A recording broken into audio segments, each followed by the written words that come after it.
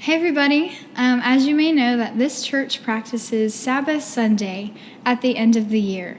And this year we wanted to be more intentional about preparing our hearts to truly practice the Sabbath and get a clear understanding of what the Sabbath even is.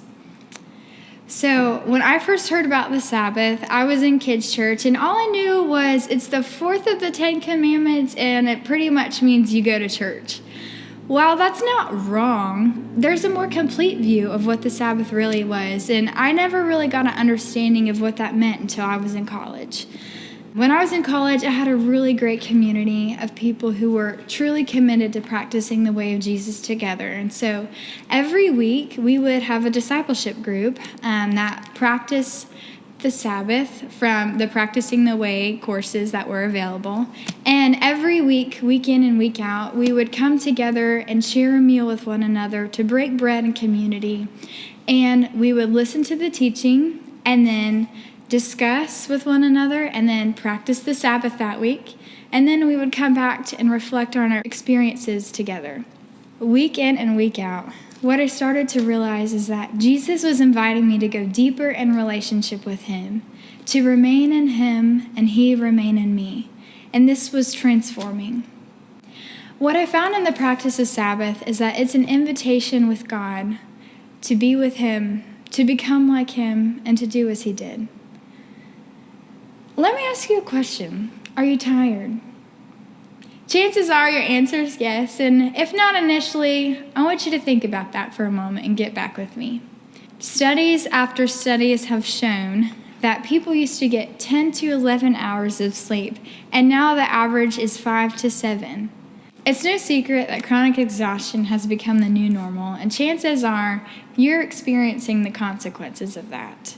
You're probably burnt out, tired, brain fog, you have frayed relationships, maybe you're feeling distant from God, or you have a weak immune system. The list can go on and on. But what if I told you that you do not have to live that way, that you can truly stop? God has established many patterns in creation, and we can go back to the very beginning of the story in Genesis and take a look at some of those things. And we see that there's a rhythm that God has established in creation, that there's a rhythm with the tide and the land. There's a rhythm with seasons and the calendar and days and years. There's a rhythm of sleeping and waking. There is a rhythm internally with our inhale and our exhale. There's a rhythm with our heartbeat. But as we see on the last day, on day 7, God has created a rhythm that is not tied to the sun, the moon, the stars, or anything else, but it's tied to God's own life rhythm. In Genesis chapter 2, verses 1 through 3, it says, "And so the heavens and the earth were completed, and all their heavenly lights. By the 7th day, God completed his work which he had done, and he rested on the 7th day from all his work which he had done. Then God blessed the 7th day and sanctified it, because on it he rested from all his work which God had created and made." There's profound significance and wisdom in just those 3 verses, but what I want to draw your attention to in that is that God knew when to stop. He completed creation on the 7th day, and he blessed it. And all of the days prior, he called it very good. And I want to challenge that thought. Do we know when to stop? Do we know when enough is enough? When will we draw the line in the sand? When will we draw a boundary and say, that is enough for now. I will stop and return to my work later. God has already woven a pattern in creation called Sabbath so that we can do just that. We can say, that's enough for now. We work for 6 days and we rest for 1. It's really hard to love when we're exhausted. It's really hard to love God and love others when we're constantly tired.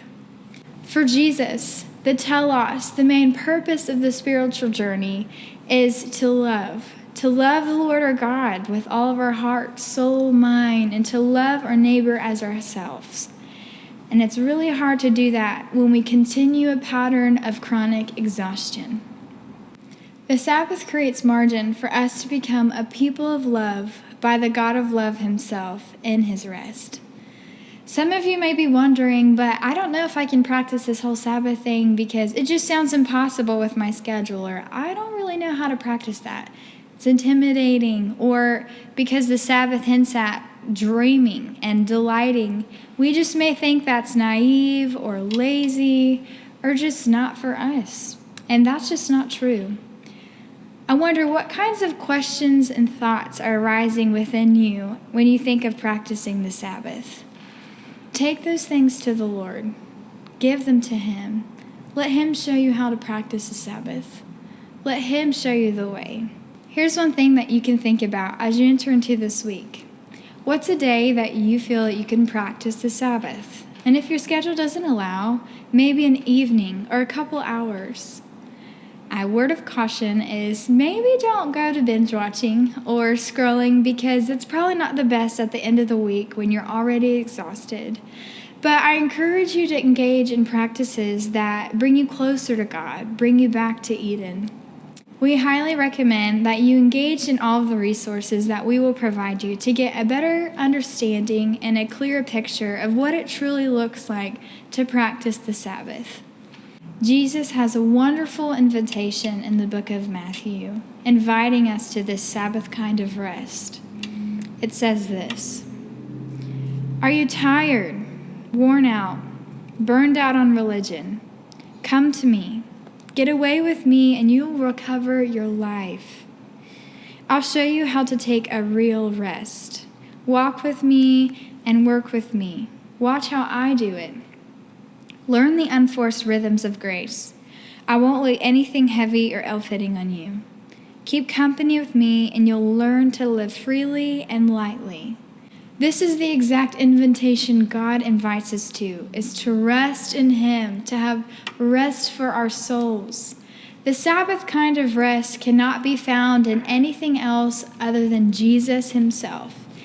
And to paint a clearer picture of what this Sabbath kind of rest looks like, let me read you a quote from this book called Sabbath by Dan Allender.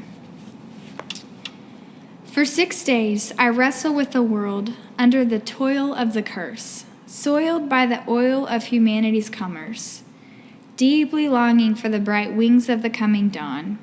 And each day at best is a repetition of the day before, unless the next day is Sabbath. It is the queen of all days, the day in which division and destitution and death are put aside to celebrate our union with God, the abundance of his love, and the wild hope of the coming kingdom. It is a day of holy fiction, a day when the promise of God is fulfilled on a stage, where we write the script and take the roles we most want to act for his glory.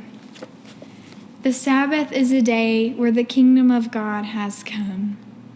May the God of the Sabbath, the God of rest, renew your strength and give you courage to practice the Sabbath this Advent season.